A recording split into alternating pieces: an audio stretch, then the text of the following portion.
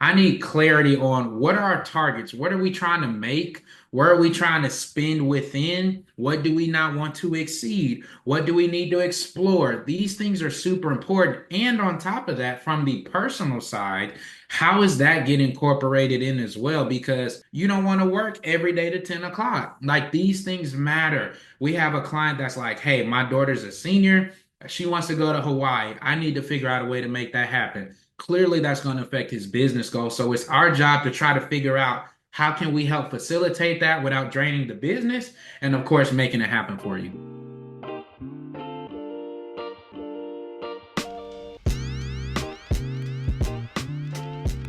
Hey everybody, welcome back to another episode of the High Level Podcast Spotlight Sessions.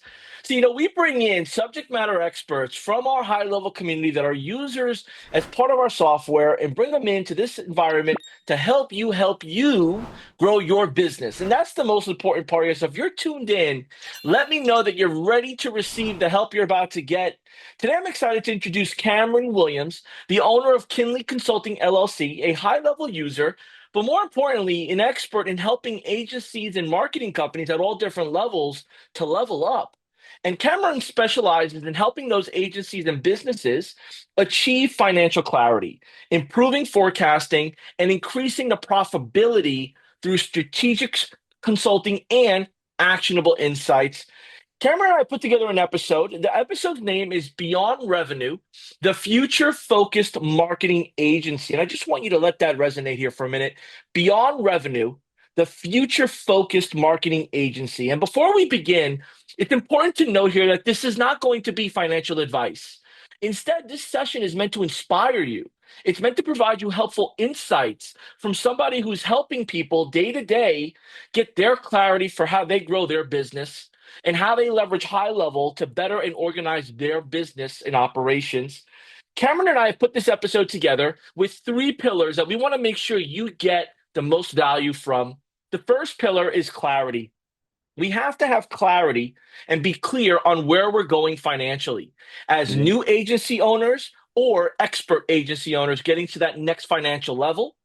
The Facts. second one is forecast. How Yep. can we get where we need to go and be prepared? And that includes leveraging integrations like QuickBooks, opportunity and pipelines, payments, keeping everything in one area so you know the numbers and you know the next steps. And the third is let's get more profitable now. And Now. right now, and Cameron's going to go over this exercise. He's done this a couple of times, and he's gotten some great results from it. And we're hoping that you'll be as excited as we were to learn about it on how to increase profits in less than 90 days. Cameron, that was a whole lot, but it was needed, man. We had to throw some disclaimers in there. We had to make sure that people knew Yeah. this was to inspire and get them going. But it's great to catch up with you, man. Good to see you. What up? That was like a good, solid, like TV ready intro right there. Bro, listen, man, we had to. I mean, we're getting better at this. And I think the whole getting better is through practice.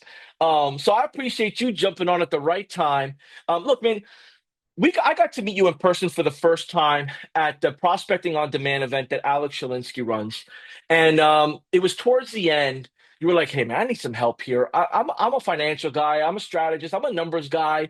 Could you give me a hand on some of these stuff that I just need to lock in to make Right. this machine run better? And I felt like we Yep. kicked it off from there. That is facts. That is facts. Yeah, that was hilarious because I was like, I've been struggling with this integration and getting email sent in and things of that nature. And he's literally like, let's go. Popped it open. Him and Chase were both there. I think it was like in 3 minutes, they had the whole thing fixed. And I was like, okay. But Okay. listen, we can't be a jack of everything. So I appreciate you being humble and asking for help. And that's exactly what our audience is doing now. Our audience here, we're live.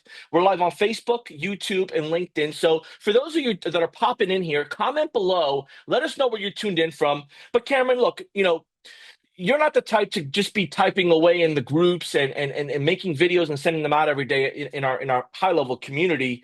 You're more of a kind of behind the scenes numbers guy. For those that Yep. don't know you yet, could you share a little Hmm. bit of who you are, where you're from, and what got you into the numbers game, accounting?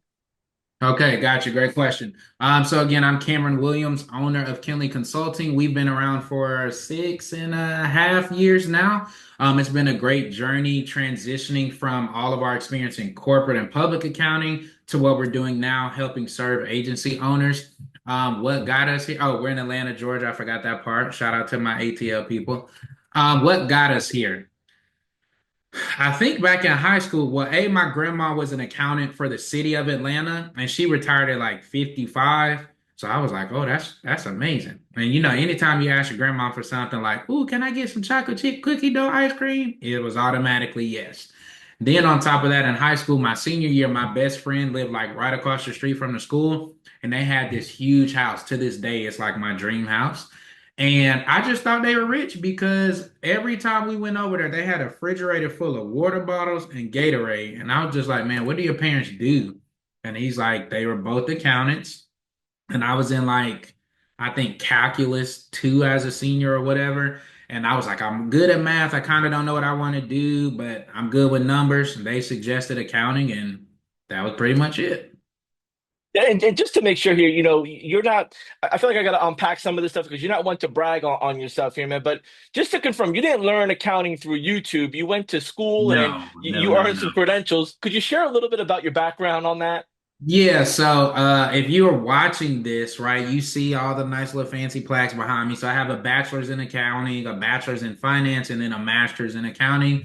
Worked in public accounting, which that's your traditional like go, they do your taxes, etc. So worked there for 2 years as I finished my grad school degree. Then when we moved back home to Atlanta, by the way, I went to Valdosta State University, go Blazers, that's down in South Georgia.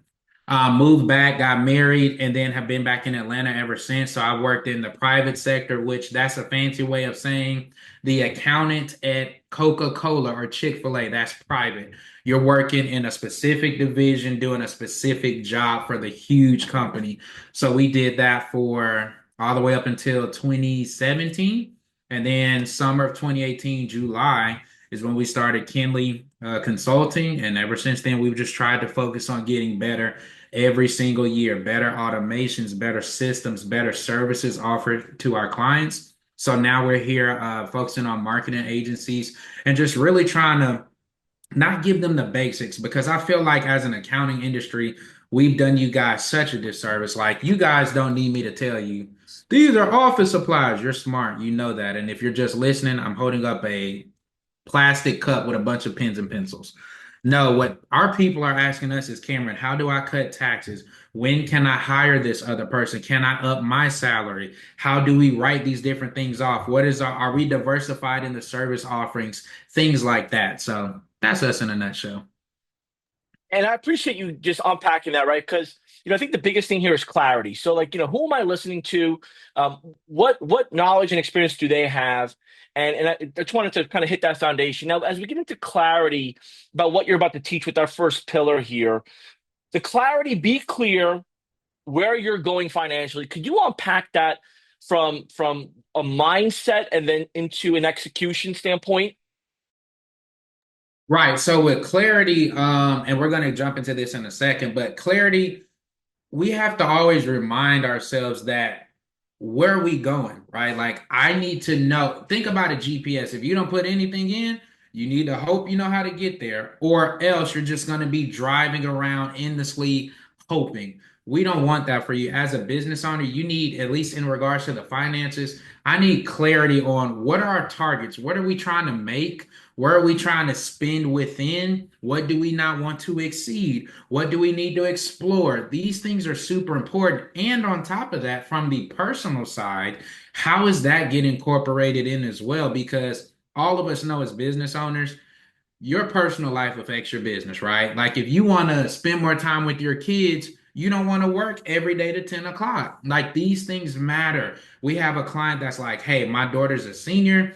She wants to go to Hawaii. I need to figure out a way to make that happen. Clearly, that's going to affect his business goals. So it's our job to try to figure out how can we help facilitate that without draining the business and of course making it happen for you. Yeah, absolutely. And as that entrepreneur and being truly your boss and holding yourself accountable, success starts with knowing the financial goals and tracking that progress.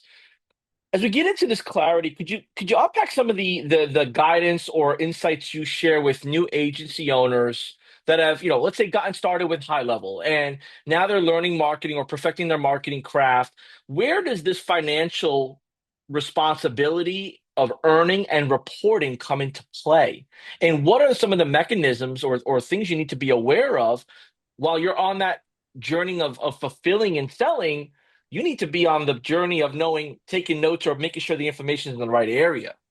All right, so with clarity, right? What you want to think about is you need to have business goals and personal. We need to be super clear on what it is that you want to do personally and financially. Now, let's do a couple of examples just so we're keeping everybody on the same page. So you may say as a business goal, I want to make 250K a month or 50. I want to make $1 million. I want to have a certain profit margin. I want to hire somebody so that I'm stepping out of the day to day. Those are examples of business goals. Personal goal examples will be like we just said, spending more time with family. I want to get healthy. I want to change my diet. I want to do more traveling. I want to be more generous to like my church or a certain nonprofit. These are the kind of things that you need to be super clear on. So I would like to challenge you guys. What is one business goal you have for next year, right? We're at the end of the year. So what is something that you can write down? I'm super big on write it. What is a business goal for 2025? Feel free to drop that in, like if you want us as a community hold you accountable.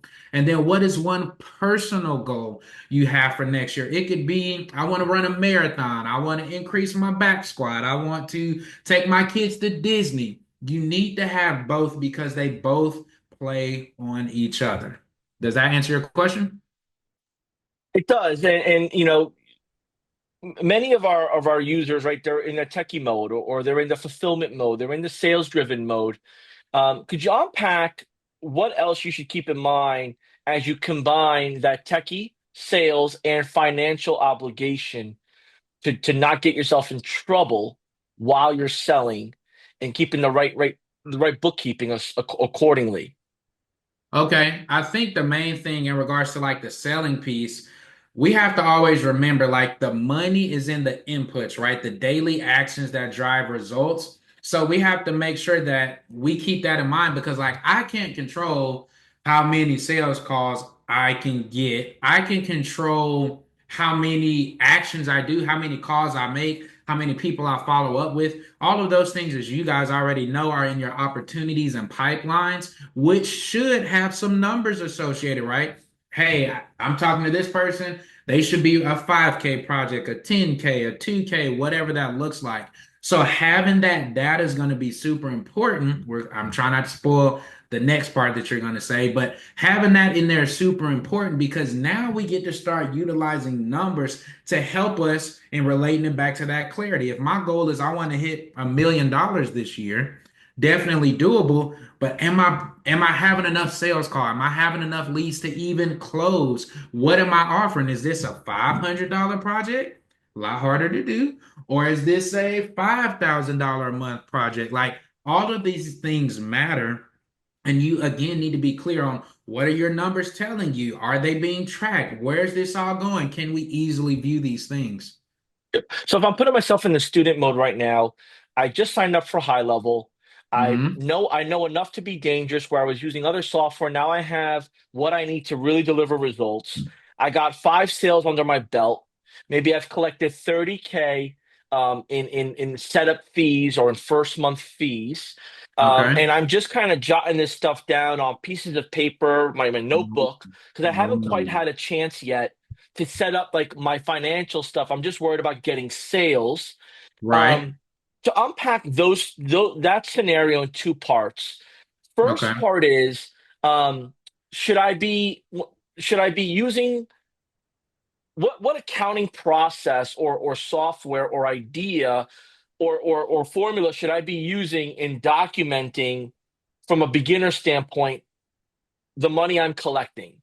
Like, let's say That's I a got a good few question. sales coming in, like from Zelle and from Venmo or for ACH, and they're not within my high level yet, right? Like, where should I go about moving forward, putting like collecting and asking for the money? Okay, let's start there. That's great. So we hear this all the time. So we're really big on teaching our people about streamlining, right? As you continue to grow, think about it. I don't want 17 different things I have to worry about. I want to streamline that into one or two places. So we already know that Go High Level, if you didn't know, they have an invoicing feature. So you can utilize that. Now we're guaranteeing that we're getting paid. You're going to send that link to everybody, right? And of course, we know we got Stripe on the back end, unless you have some of our very special GHL partners. Can we shout out like some people? No, we could, maybe not. I'm gonna say no. Okay. Some of the people go to the group, ask around, you see some past posts, but you can utilize them to get everything funneled into the right area. So that's going to be part one. Part two, you need to use a program called QuickBooks. Why? Because it's the biggest and it's the best right now.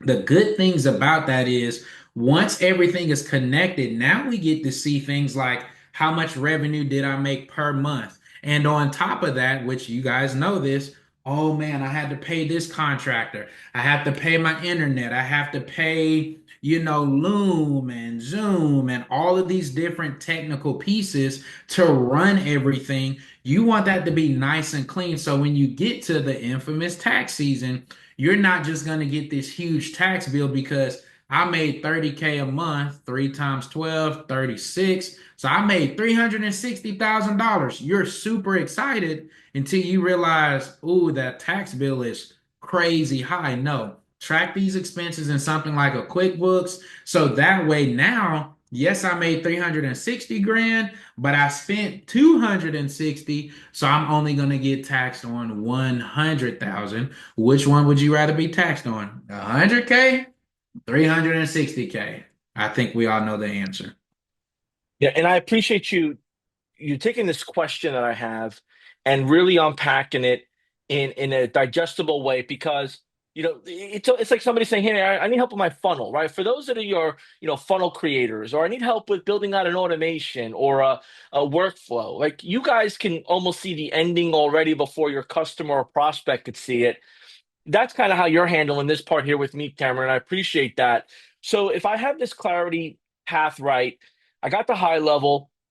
I'm using the invoices payment feature so that way everything is there to make sure I actually get paid because now I got to at some point get recurring revenue from this. So that'll send it out.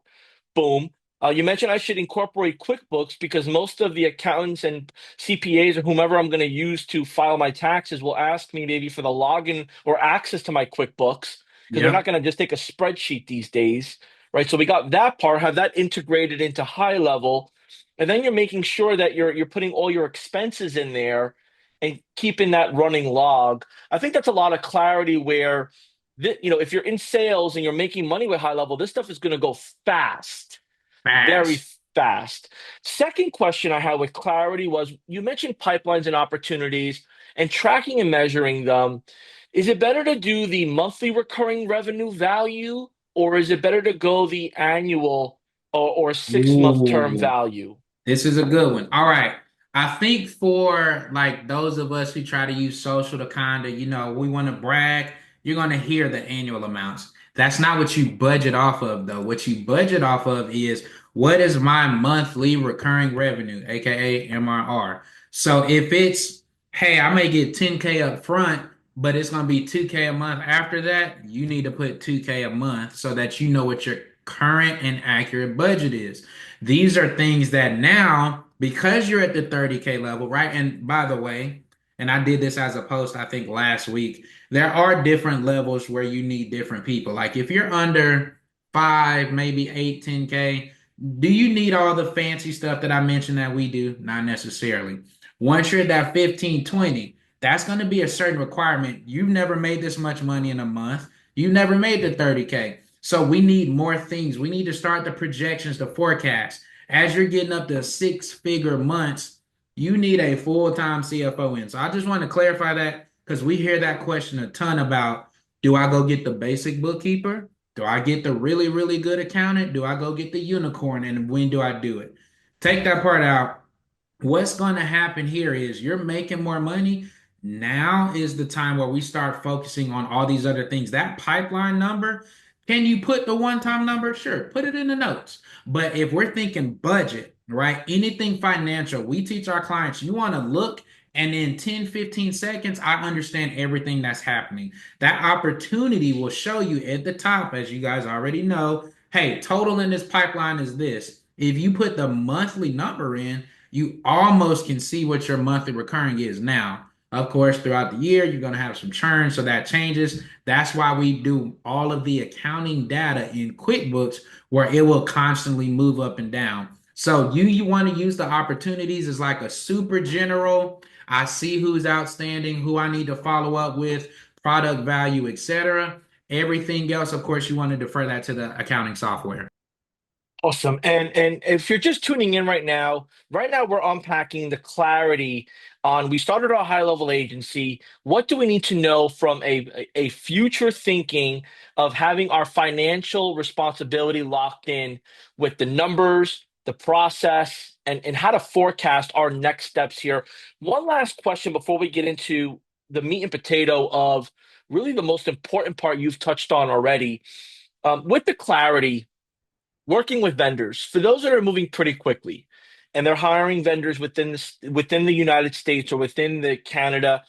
um, when it comes to reporting, what how do we go about reporting or having those vendors fill paperwork out so we can get credit for the amount that is being paid to them as a contractor?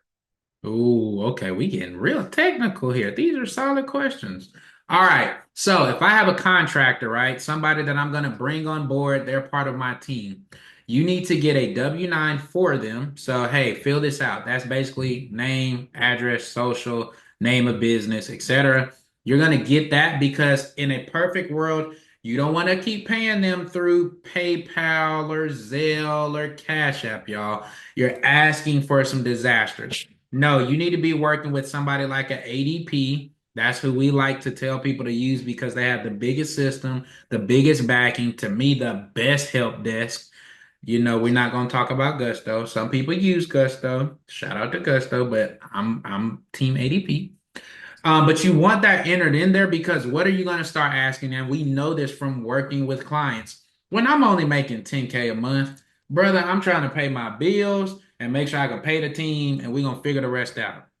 Once you start making the 15, 25, 30 and up, I need to track this information because why? Every January we have to mandatory send out 1099s to our team. And I don't want to say I paid you 10K, but then they're like, no, you didn't. You really paid me 50 or the inverse. So if we can have this automatically being processed every single month or every other week, whatever your pay schedule is, it keeps things nice and clean and it helps you so that when you get to January, hey, hey, JB, I paid you 25K this year. Isn't that what you have on your records? Yes, already done. That makes it super easy for your accounting and finance team to send things out, and everything is good to go.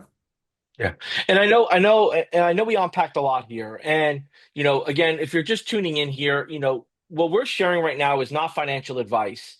It's insights, it's experience, it's unpacking in a conversation that you're listening into on things of running an agency that you should be aware of.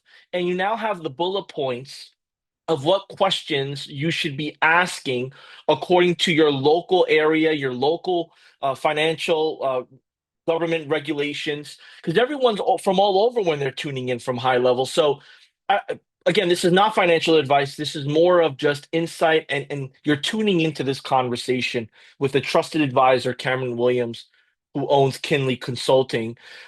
Let's two-step our way here into the forecasting.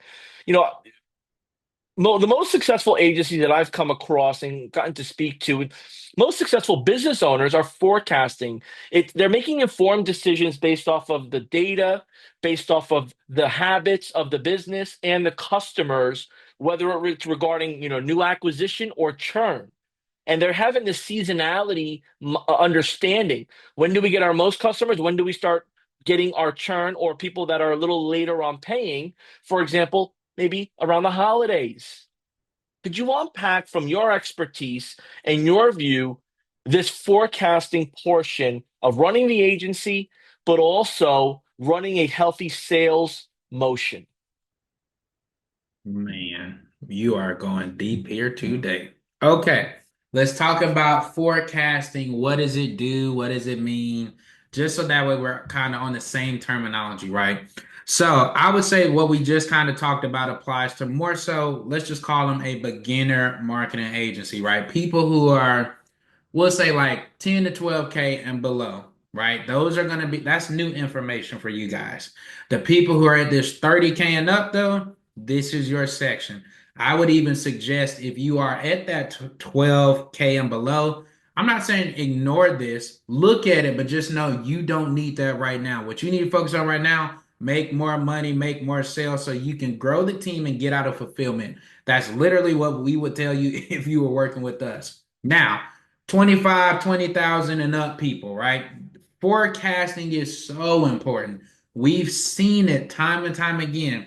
Not only save people money, let me say that again, save people money, but now make them more money because I don't know how many of you are. Let's do a little example. How many of you have gotten a tax season and then your person calls you, whoever your tax accountant is, calls you 2 days before the deadline and is like, I need a check for 40 grand. And you're like, exactly. You were caught off guard. Why? Because there was no preparation.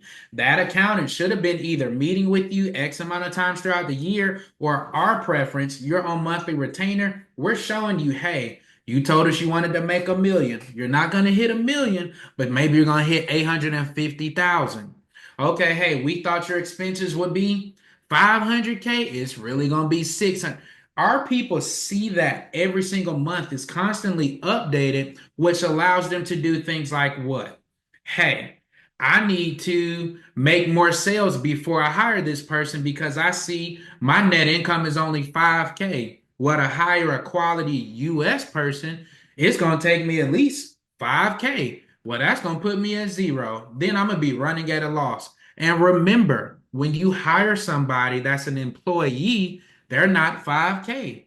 They're 5K plus your employee or employer matches. So that person may be $5,800. So all of these things start playing a role. When can I hire? Some of you are like, Cameron, I need to pay myself more money because I just feel like this 2K is not going to stretch. Of course not. It's not the same business as it was from when you first started. It allows you to plan properly. If I know that next month is going to be a 3 payroll month because we run payroll every other week, I need to automatically know, hey, there needs to be an additional 10K in there. So I may not need to make that new investment next month because I need to allow for that. It allows you to make adjustments along the way because if I know that in this season, because of seasonality, the end of the year we do better because of Black Friday. There are some things I can do in Q4 that maybe I can't do over the summer where it's slower. It helps us to look at cash flow. A lot of people say, hey, Cameron, I'm making all this money, like 60K a month, and I don't understand where all of it is because when I look at my bank account, it's only like 2K in there. Well, because we have this forecast, we can now see, oh, hey, it's because you're paying off these 3 loans and 2 credit cards, or you're taking so much money in distributions, it's not staying in the account. We already talked about how it helps us prepare for taxes because we can see every month if I'm making, let's use easy numbers here. If I'm making 500 grand and I spent 400, oh, I'm getting taxed on 100K. We see that every month because we've already projected out to the end of the year. Basically, what I'm getting at is it can help us to be proactive and not reactive. And I don't know about you, but if I'm making over 30K, the most money I've ever made in my life every single month, I don't need to be taken off guard by some huge tax bill. I don't want to be shocked. I want to prepare because if I can prepare, then I can offset that or I can work through it or put money to the side every month or work on lowering it. Does that answer your question? I think I kind of, I'm sorry, but does that This is answer? important. Well, yeah, because that's why we have you on here, man, to share your expertise. I share I you know I don't know what I don't know if I'm tuning into this. So I appreciate you unpacking a lot of these different elements. When it comes to a newer agency, or when I say newer agency, somebody that is starting to learn maybe from the mistakes of not properly reporting because they didn't either believe or think that it was possible to be held accountable in their country or in their area by the IRS the way that they may have. How can Or we wait, help? wait, wait. Or my favorite, go get you this bookkeeper for $100 a month because you know you don't need to invest that much in that. It's simple. You read my mind on this. So could you unpack some of the things, some of the horror stories or examples you've seen with, as much as you possibly can, that can maybe help us see, like, all right, this has happened. Let me avoid this now that I know what I know. Okay. Well, we got stories, some crazy stories. All right. Of course, no names because, of course, client privilege. So I'll use one of the people I talked to today before this call. So they were saying, a long story short, they had an accountant. They barely ever talked to them. They got to chase them down in order to help them with things. They don't educate them on stuff, and then they get notices. Okay, that's problem one. Problem two, which is funny because you're going to say that don't sound like a problem. They say, "Hey, I have a bookkeeper. Oh, and they're great. They just do such a great job." Maybe I'm saying that because the CPA doesn't do that much, so maybe I'm accepting the bare minimum as great, but I think they're doing great. Okay, let's assume that. We literally do a diagnostic. We start working through the numbers, and you could see their face drop. They're like, I don't even know what this is. I don't know what that means. No, payroll should be way higher than that. No, we spend thousands on that every month. There's no way that can only be $200. This is why we say you have to look at the numbers. You have to have somebody with you because she went from real confident in that bookkeeper to by the time we were done 10 minutes later, she was like, I don't know what to say because I thought she had it handled. That's one scenario. We've seen one of our favorite clients and our biggest clients. I forgot who he was working for. It's like one of those 1-800 bookkeepers or something like that. And we literally told him these books are so bad, you need to go get your 5 grand back. That's what we told him. And he did get it back because I'm like, hey, there's no way you make over $1 million and your monthly tech is so low. And he's like, well, yeah, you're right. This should be this number. Come to find out, they have missed a whole entire credit card that he uses for everything. We found 300,000 additional dollars that was not included. By the time we get done with that and actually finish the tax return, we save him over 150 grand. Why? Because we know what's supposed to be on here. This is pretty much the only demographic that we serve. So this is why it's important that you're picking the right people to work with you and not just, oh, I'm gonna spend $150. If you're under 7K, different story. You just need the basics. But I tell people all the time, once you're over 20 grand, I don't know about you, but when I grew up, my parents didn't make 20 grand. They just didn't. I would have thought they were rich, and we were not rich. So those are the types of things. My last story I'll give you, which is why we're doing a super hard push in Q4, like with our marketing and everything. We have a client, good guy, really smart, but we didn't get him until I think either the last week of February or the beginning of March this year. Well, that's cool. I was happy to get him until I started looking at the numbers and I'm like, hey, where's this? He was an escort, is an escort. Well, there's certain compliance things that you have to mandatory have in place so that it makes the escort designation legit and actually benefits you. Hey, where's your payroll? There was none. Did the person ever tell you about it? No. Well, at this point, we're already in the next year. There's not anything I can do. This person has to pay over $150,000 in taxes. I ran the numbers as if the strategy that we currently gave him, he would have had last year, literally would have saved him 105,000. He would have had to pay 44K in taxes versus 150 plus. You tell me what scenario you want to be in, all because he didn't understand the importance until he got with us. That's why these numbers, the forecasting, seeing the whole picture, Learning who you are as a client and your goals and the clarity and the inputs matters because I spent the time talking to them. You don't even need to do this. Hey, this shouldn't be here. Oh, if you're trying to do that, that goes over here. That's why it's so important. So we don't tell these stories to scare people, but we tell you the reality because paying taxes that you shouldn't owe is scary. Having the IRS say, hey, we see that this is what you owe, you need to come pay, that is scary. And we don't want that for you, especially when it's things that you can do in advance by having the forecast, for example, the clean financials, and can avoid the whole scenario. Did I answer your question? Yeah, and the stories that you shared may not be the testimonial that people look at when they're buying a product, but unfortunately, the stories, the scary stories, the bad stories, the sad stories prevent you from you experiencing them. And I've always looked for, as a consumer, I'm looking for the worst case scenario, so I at least know what to be aware when buying something or doing business in a certain industry. It's no different than go buying your first car. Maybe you're Googling some of the things you could expect when buying your first car from a finance or from a leasing perspective. You're trying to get all the worst case scenarios. So thanks for unpacking that. On a more transitional note, right? Because now we know what we know, we can't forget it unless we truly didn't pay attention to it, is taking action to get profitable, to get a clear path to growing the business. And if you're just tuning in now, you got to tune in. We covered two prior pillars around clarity and forecasting. None of the strategies discussed today should be taken as financial advice. This is sharing stories and experiences based off of the insights of Cameron Williams, the owner of KynLi Consulting LLC, helping agencies grow and start their financial journey with their business. As we get into this getting more profitable, there's an exercise you do that you've shared that you've done at different events and with different groups to increase profits in within 90-day time frame.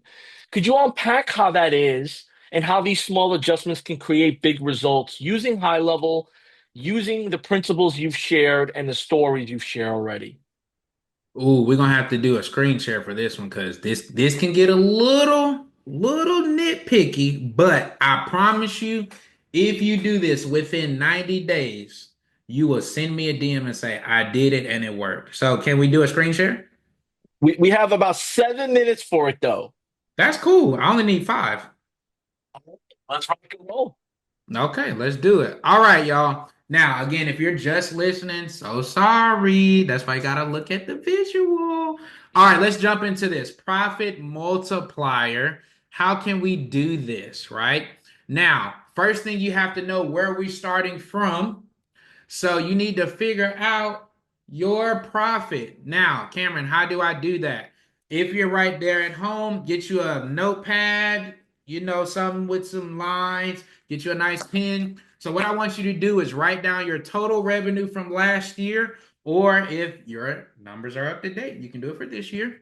Once you do that, so just the number we'll use just in case you're like driving or at the gym. Let's say your agency made $1.2 million, right? Now write down your total expenses from either last year or this year. Now, all you do to get your profit margin, use that number, subtract it from the expenses, and that's going to give you what's called net income. Everybody knows that one. So the way it would look is revenue minus expenses, divide that by revenue. So for example, 1.2 million minus 960,000 in expenses, you're left with $240,000, which is a 20% profit margin.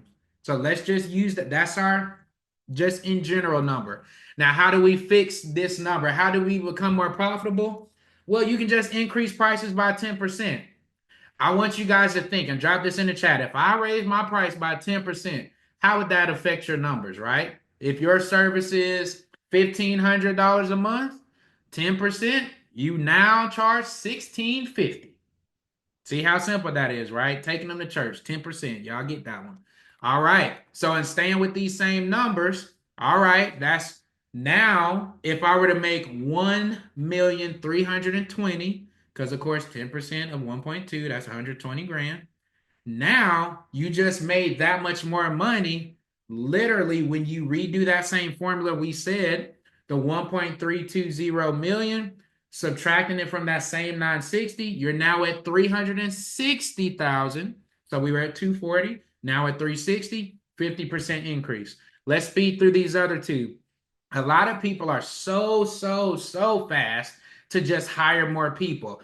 I would counter, if we want to be more profitable, let's make sure our team's capacity is close to the max before we bring on somebody else.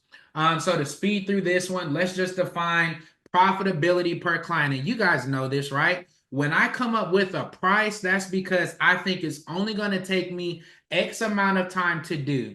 If you're looking at this on the screen, I put about 3 packages on there. I just say, hey, if we want to make $200 an hour, let's say we have 3 packages. The first package is 1,000, second is 3K, the last one is 5K. All right, you just start doing math. Let's just stick with 1,000 because that's easy. Everybody can do that math in their heads. Oh man, I charge you $1,000. It should only take me 4 hours a month to do. That means we should be making $250 per hour. Everybody tracking. Well, what actually happens when you track your time? You find out what? Well, oh man, we're really out of scope. This is taking us 10 hours a month to do. That's why we're not making as much money. And I'm stressed out because it's out of scope. We've seen it all the time.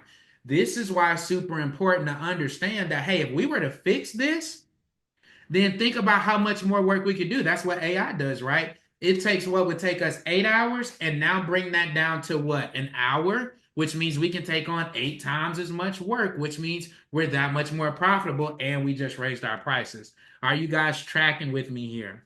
The last thing, unfortunately, sometimes we just got to make cuts. I always tell people, you don't cut your coaching because they can help you create new offers. You don't cut your marketing. Y'all are marketing agencies. Y'all know that one. Y'all would argue that one to the death. And then lastly, don't cut your finance team because we're the people who can tell you where your money's going, how to save, where to reallocate. Some of those things that you may need to cut, you guys need to look at your monthly tech. You guys know those little apps that I got and I forgot to turn off. And oh man, I thought we turned that off 3 months ago. They're still charging. So audit your tech and software expenses. We do something called keep, cut, replace. Is this something I need to keep? I can't get rid of GHL. GHL staying. But I may need to cut my DocuSign because why? GHL already has that feature. I may need to cut the Dubsado. Why? Because I can do a proposal in GHL. So those are some of the things you can do. Sometimes with team members, we can join them together, maybe merge roles.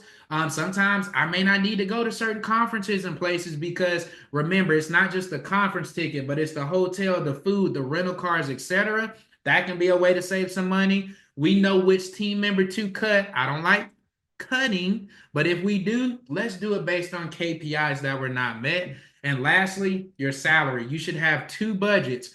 A perfect world, if I was making $100,000, what would my salary be?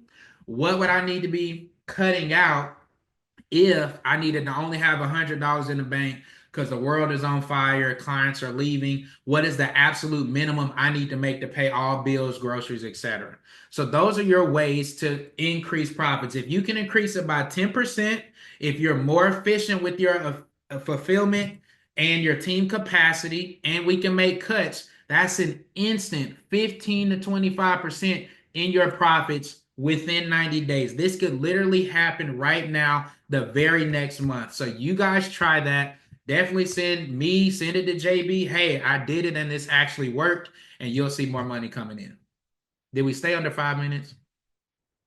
Listen, I stopped counting because there was so much value. I was taking some notes, and I appreciate you unpacking this, and it was well worth the screen share and getting out of unconventional ways. And I think that's important, right? The what we just did right now, we made sure we put this in front where we need to make sure we put our forecasting, our business operations, our financial in front of maybe what we believe we know is best. So, woo, my man Cameron, thank you so much. Thank you No for problem. just giving it to us. I almost forgot we were live. Forgot here we have people commenting below. If you just tuned in, you got to go back.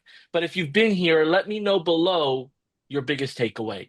What's one or two things that you start to implement outside of what you just got to see right now? Cameron, for some closing remarks for those um, that are like, okay, this gave me what I needed to be aware of. How do we Hmm. close out this episode with an Okay. awesome amount of people here tuned in? I will close this out saying you need to do that challenge. We presented that, I think it was last month, literally had somebody that next day implement just the price increase alone. And he was like, I told it to him. They didn't even hesitate. Matter of fact, they told me that's all.